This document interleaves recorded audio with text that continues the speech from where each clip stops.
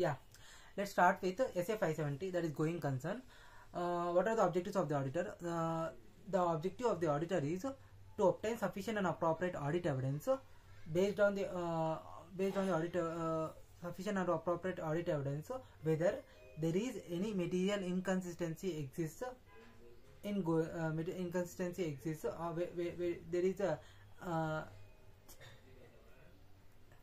the objective of the auditor is to obtain sufficient and appropriate audit evidence whether the going concern base of accounting is appropriate, or if there is a material uncertainty exists that may cast a significant doubt on entity's ability to continue as a going concern, and to report according to the standards on auditing. This will be the objective of the auditor in respect of SA 570. Next, what is the here there will not be any definitions, then we will straight away goes to preliminary assessment in respect of going concern. Preliminary assessment in case of going concern, first one is the audit the response preliminary assessment. The auditor has to determine that the management will be responsible. Just wait. Material here preliminary assessment, the management is responsible for doing preliminary assessment of going concern, whether the going concern base of accounting is appropriate or not. The management is responsible for preliminary assessment.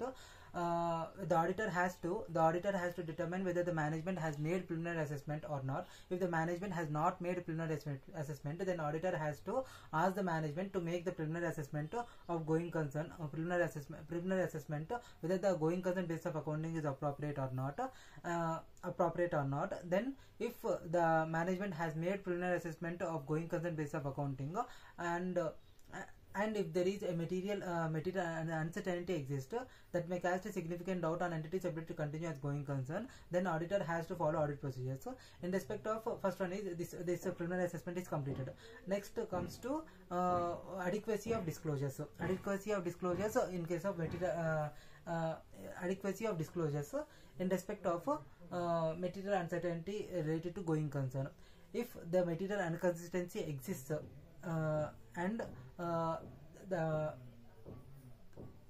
management has the material uncertainty, for example, if the management has made preliminary assessment of going concern basis of accounting, and there is a material uncertainty exists that may cast a significant doubt on entity's ability to continue as going concern, and management has appropriately disclosed the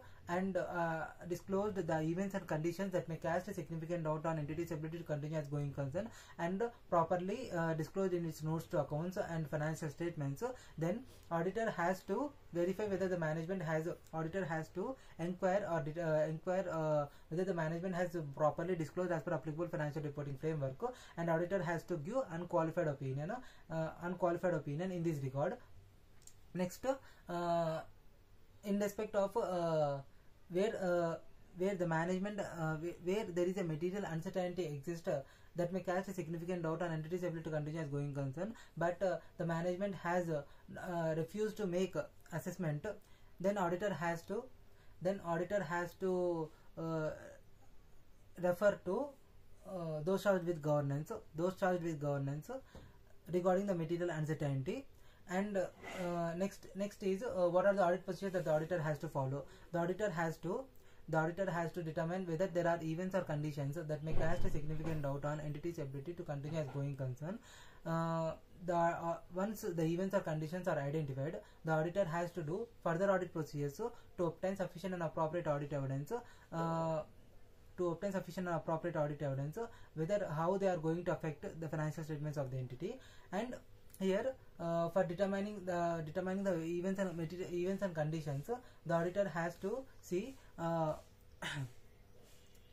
auditor has to consider four points, that is how the auditor has to consider 4 points. First one is how the events or condition, what is the nature and condition of the business, and whether the financial forecast for future outcomes has been made or not, whether there are any changes to the law or regulation, how they are going to affect the business, and there are significant events or conditions that has happened which they are going to affect the business. These are the four situations the auditor has to consider in order to identify whether there are events or conditions that cast a significant doubt on entity's ability to continue as going concern exist or not. Next, next point is the auditor has to next point is here when the auditor will give qualified opinion, when the auditor will give adverse opinion, disclaimer of opinion. Here if the events or conditions exist that may cast a significant doubt on entity's ability to continue as going concern, and if the management has not disclosed appropriately that events or conditions in its financial statements, auditor will issue qualified opinion if they are material but not pervasive. Auditor will issue adverse opinion if they are material and pervasive. If the auditor is unable to obtain sufficient and appropriate audit evidence through further audit procedures also, and management has refused to make going concern based assessment of going concern basis of accounting, and management and the auditor is also unable to obtain sufficient and appropriate audit evidence through further audit procedures, then auditor will disclaim the opinion. Before disclaiming of the opinion, if possible, the auditor will withdraw from the engagement which is permitted by the law or regulation, and law or regulation. This will be the reporting requirements in respect of going concern, and auditor shall report separately in case of material uncertainty related to going concern paragraph. Uncertainty relating to going concern paragraph. Next comes to what is the period. Generally, the primary responsibility of making assessment of going concern basis of accounting is management. Management has to, if the period of assessment has been made by the management is less than 12 months, then auditor will request the management to make at least for a period of 12 months. If the management has made sometimes the assessment of going concern basis of accounting is made for a period of more than 12 months, then it is permissible to do the assessment for that extended period. If the management it is permissible to do the assessment for that extended period. If the management restricts the auditor, if the management restricts the auditor to do if the management has imposed any scope limitation, then obviously the auditor is unable to obtain sufficient and appropriate audit evidence. Then he will look into the implications of audit report, implications on the audit report, and follow the procedures accordingly. Next comes to what are the different types of indicators. There are totally three types of indicators: financial indicators, operating indicators, other indicators. Financial indicators are net liability or net current liability position. Second one is in respect of long-term borrowings, fixed long-term borrowings approaching maturity without any renewal or repayment option.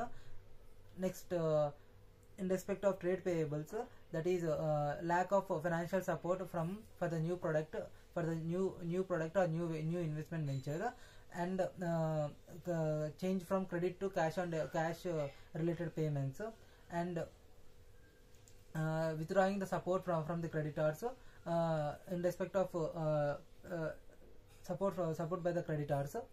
And in respect of fixed assets, the significant deterioration in the value of fixed assets which are generating cash flows, negative cash flows, significant negative cash flows. Next, unable to pay the dividend to the shareholders. Substantial operating losses, unable to pay the dividend to the shareholders, and these will be mostly these are the financial indicators. So what are the operating indicators? Operating indicators are substantial operating losses, reduction in or withdrawal of product, loss of market, loss of major customer, loss of market share, loss of major customers, and lack of material, substantial or important material required for the which is the raw material source for the purpose of the product, and this will be mostly the operating indicators. And other indicators are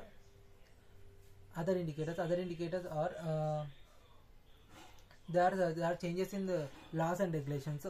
If there are changes in laws and regulations, or if the major catastrophe or earthquake, floods has happened, next and if these are mostly the other indicators, financial indicators, operating indicators, other indicators.